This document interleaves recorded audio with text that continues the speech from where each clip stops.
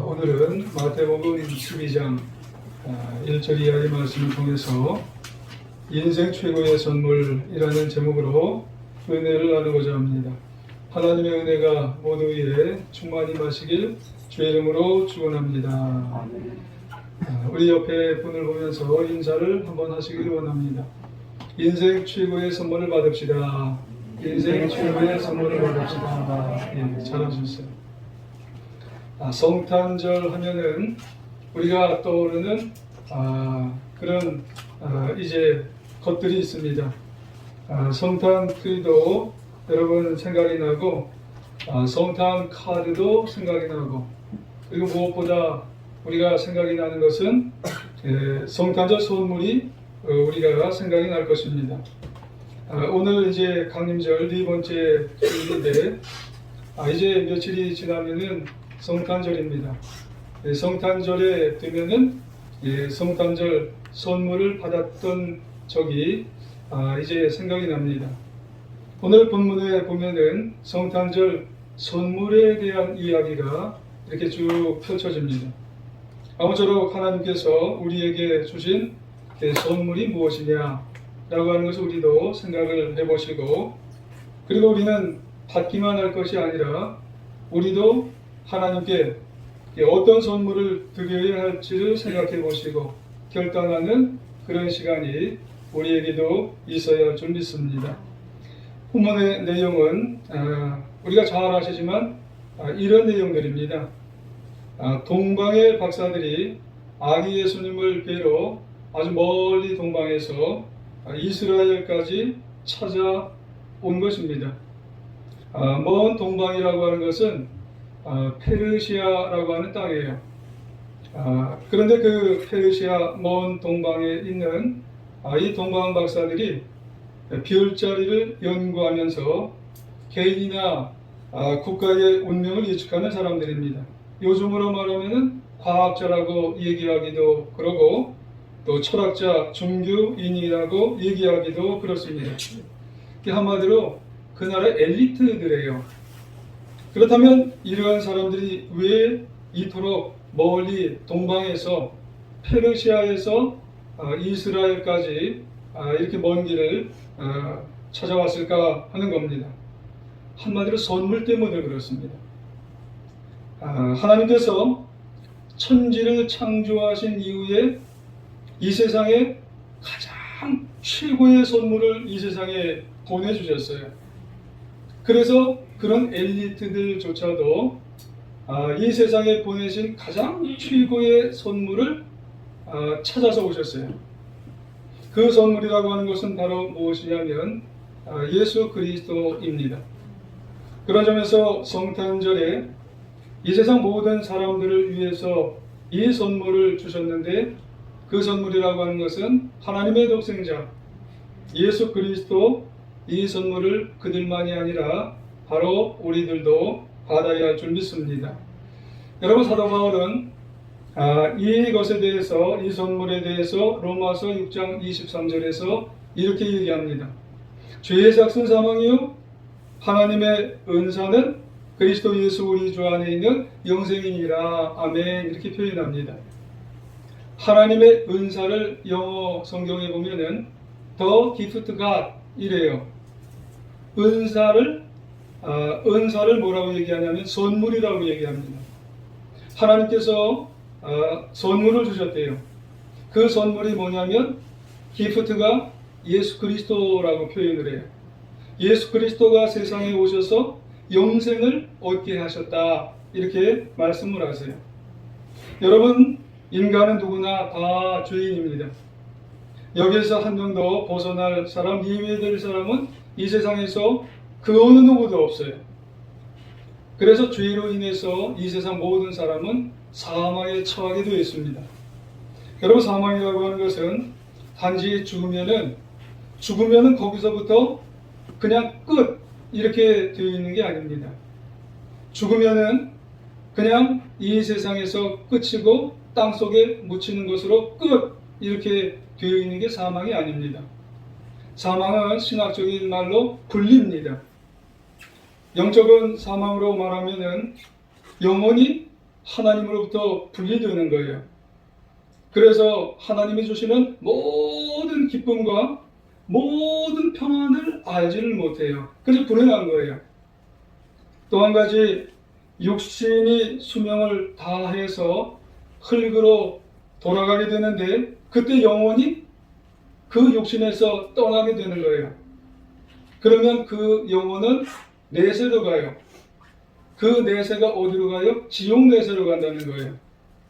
그러면은 지옥 내세에서 영원한 사망을, 고통을 느끼게 된다는 겁니다. 그러면 우리는 사망에서 인간은 죄 때문에 영원한 고통으로, 뜨거운 고통으로 살 수밖에 없어요. 근데 중요한 게 뭐예요? 그런 영원한 고통의 사망에서 영원한 생명의 축복을 누릴 수 있는 길이 있어요. 그것이 바로 성탄절에 오신 예수 그리스도 선물 때문에 그런 겁니다. 할렐루야. 그래서 예수님이 이 세상에 오신 목적, 그것은 바로 우리에게 인생 최고의 선물을 주시기 위한 것입니다.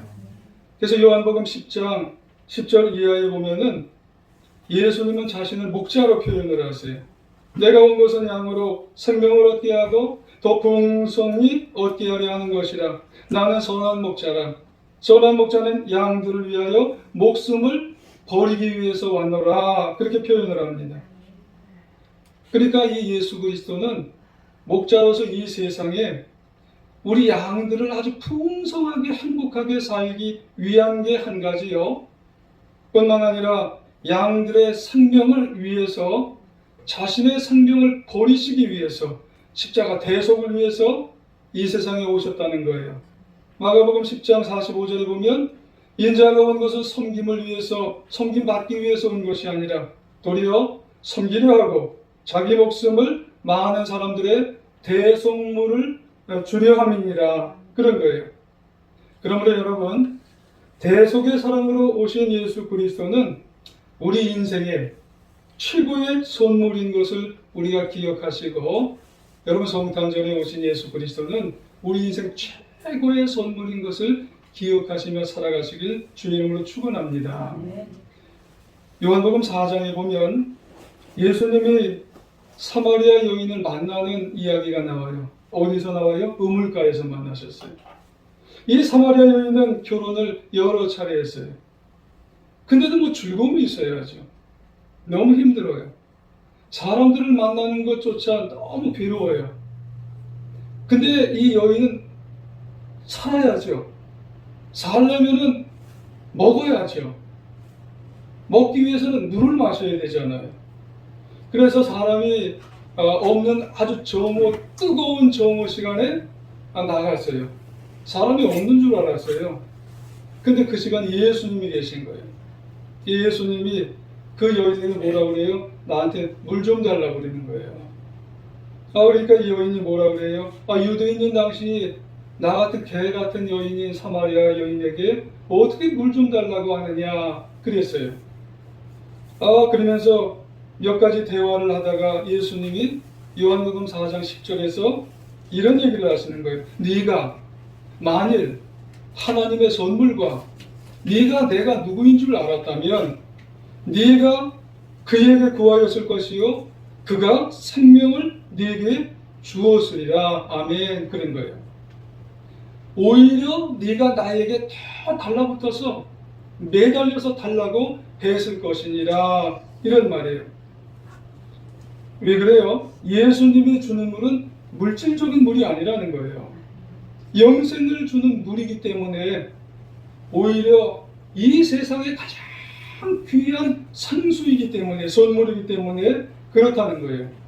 그래서 예수님이 이 영생이 얼마나 좋은지 그걸 설명해 주고 계세요.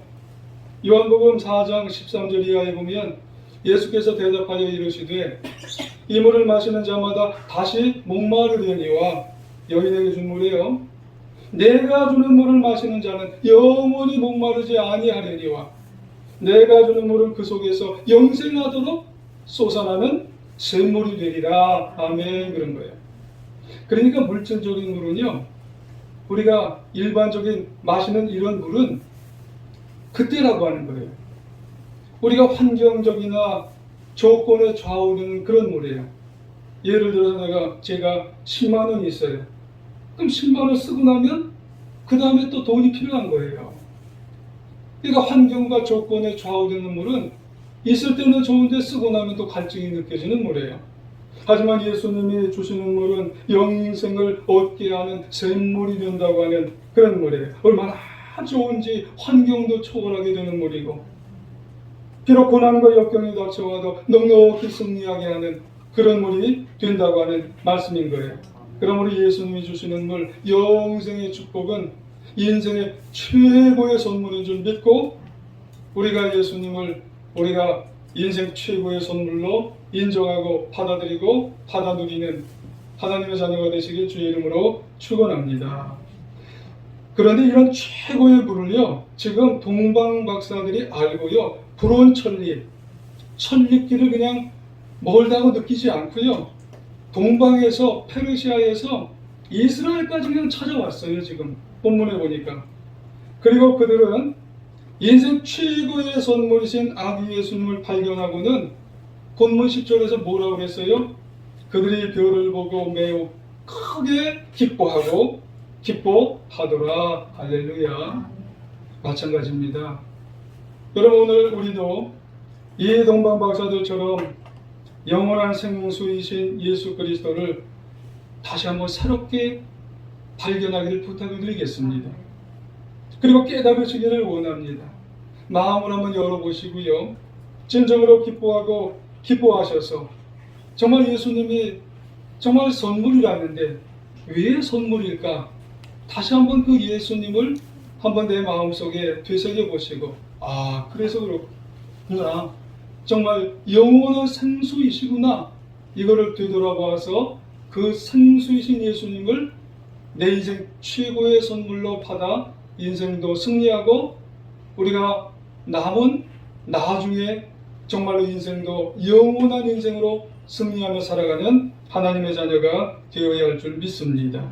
그러므로 중요한 게 뭐예요? 여러분, 누군가에게요, 아무리 귀한 선물을 주어도요, 믿지 않으면 아직도 그게 내 게 아니에요. 그렇잖아요?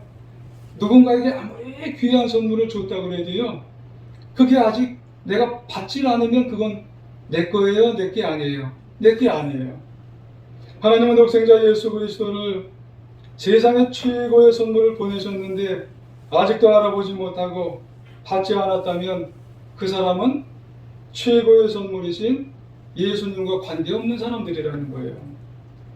교회 안에 그런 사람들이 있을까요? 있을 수도 있다는 거예요. 그렇습니다. 좀 심하게 말씀드렸어요. 교회 다니는 것 자체가 영생을 보장해 주지는 못한다는 거예요.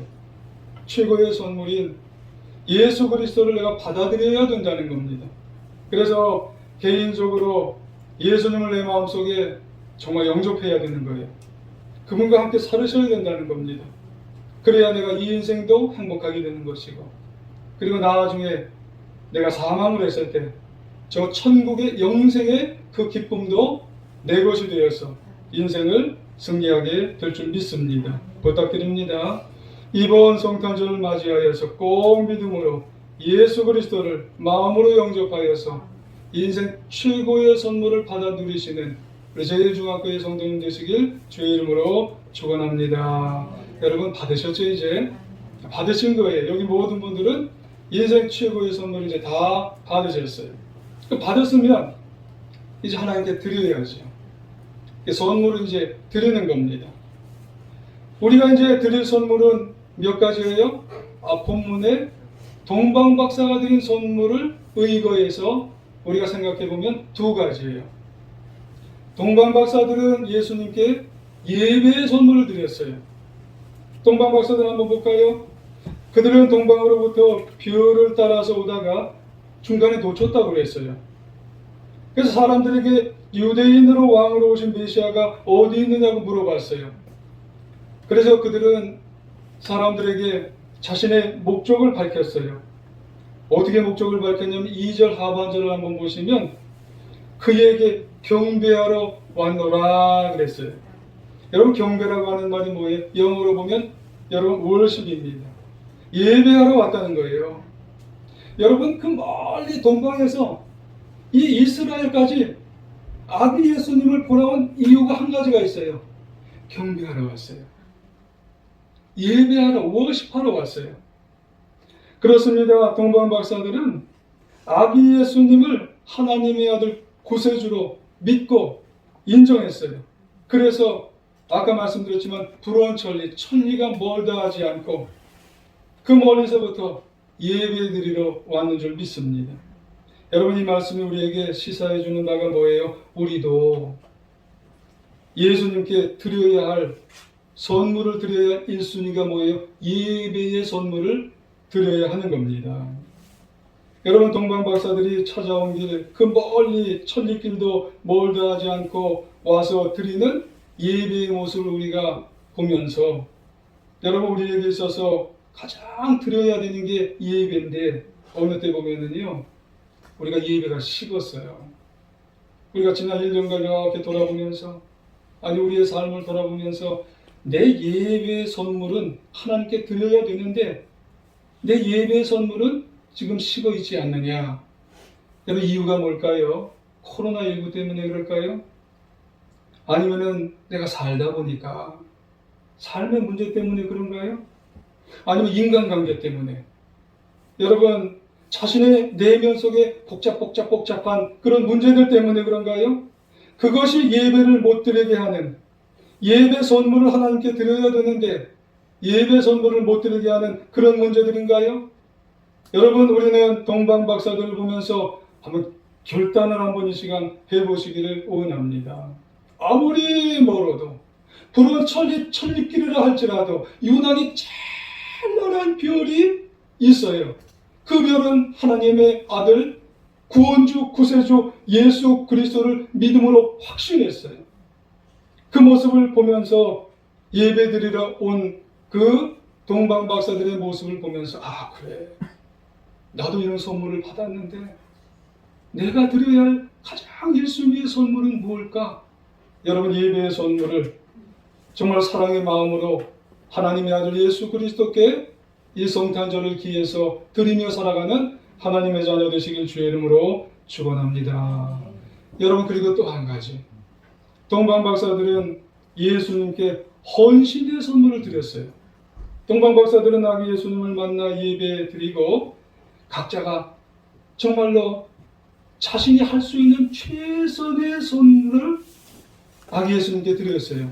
11절에 보면 말씀하죠. 집에 들어가 아기와 그의 어머니 마리아가 함께 있는 것을 보고 엎드려 아기께 경배하고 보배압을 열어 황금과 유향과 모략을 예물로 예물이 뭐예요? 선물이죠. 선물을 좀 넓게 보면 헌신의 선물을 드리니라. 아멘. 그래요. 여러분 세 가지 선물 황금과 유향과 모략이 나와요. 이것은 동방박사의 삼보예요. 그분들이 할 수 있는 가장 귀한 보배의 선물이에요. 근데 이 선물들에는 중요한 의미가 담겨 있어요. 황금은 아주 고가품이면서도 존귀함을 나타내요. 여러분 존귀한 보물을 여러분 아무한테나 여러분 드리나요? 아무에게 선물을 드리지 않아요. 존귀한 것은 왕에게만 드리는 거예요. 그러고 보면 황금 존귀한 것은 예수님을 왕 중의 왕으로 여겼기 때문에 갖다 드렸다는 거예요. 그리고 유향은 어때요? 유향은 제사할 때만 사용하는 거예요. 제사는 누구한테만 제사를 드려요? 하나님께만 제사를 드리는 거예요. 그러니 예수님을 하나님의 아들로 인정을 했다는 거예요. 그리고 모략은 어때요? 여러분 모략은 시신을 썩지 말라고 하는 방부제예요. 여러분 뜬금없잖아요. 지금 아기가 응애 하고 태어났는데 아니 이 아기가 썩을 일이 없는데 이 아기한테 방부제 모략을 갖다 드렸어요. 이 모략에 담긴 의미가 뭐예요? 예수님이 나중에 십자가에 달리셔서 죽으실 것을 의미하는 거예요. 그러니까 아기 예수님을 구원자로 믿고 예물을 드렸다는 거예요. 아기 예수님은 구원주로 오신 거예요. 그런데 학자들에 의하면 이 예물들이 이런 귀중한 의미뿐만 아니라 헤롯의 대학살 때 이 헤롯이 유대인의 왕으로 아기가 났다 그랬기 때문에 그 지역에 있는 모든 아기를 다 죽여버리잖아요. 그때 이 요셉과 마리아 엄마 아빠가 아기 이 예수님을 어디로 데리고 가요? 애굽으로 데리고 갔어요. 그때 유용하게 쓰여졌다는 그런 추측이 있습니다.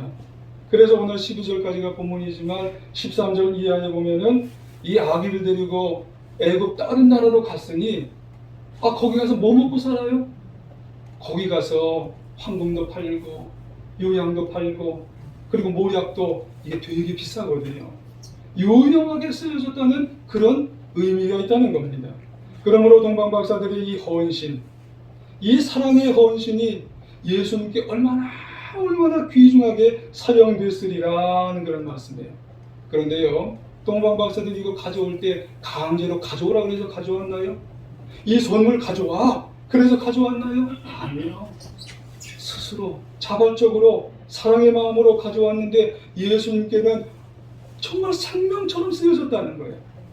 그래서 사도 바울은 헌신의 동기를 이렇게 준 거예요. 고린도후서 5장 14절에 그리스도의 사랑이 우리를 강권하시는도다. 사랑받은 자는 강권적으로 하나님께 사랑의 헌신을 한다는 거예요. 강권이라고 하는 말이 뭐예요? 끌어당긴다는 거예요. 강제적으로 요구하거나 이해 타산적인 것이 아니에요. 진정으로 내 마음속에서 하나님께 예수님께 선물을 드리고 싶은 마음이 생긴다는 거예요. 그러기 위해서 우리가 해야 할 게 뭐예요?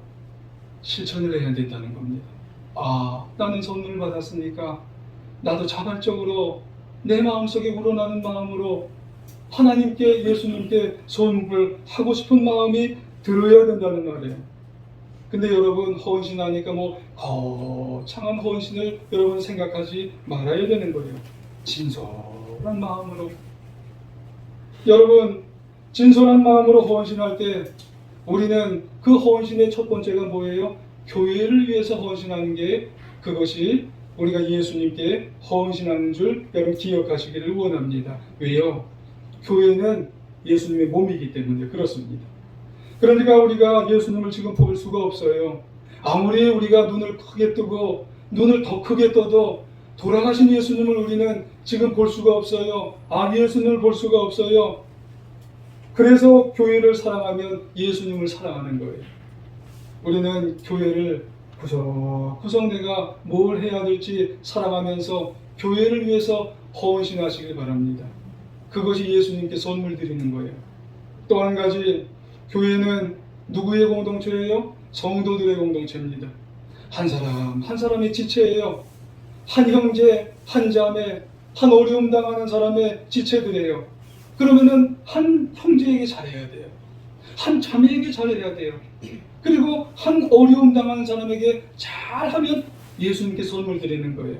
할렐루야. 그래서 골로새서 1장 24절에 보면 바울은 이렇게 말합니다. 나는 이제 너희를 위하여 받은 괴로움을 기뻐하고 그리스도의 남은 고난을 그의 몸된 교회를 위해 내 육체에 채우노라 그랬습니다. 무슨 말이에요? 성도들을 위해 자신이 애쓰고 수고하고 힘쓰고 사랑하고 때로는 버거워요. 그래도 기뻐하기를 원했다는 거예요. 왜요? 그것이 예수님을 사랑하는 거예요. 그것이 예수님께 선물을 드리는 거예요. 그렇습니다.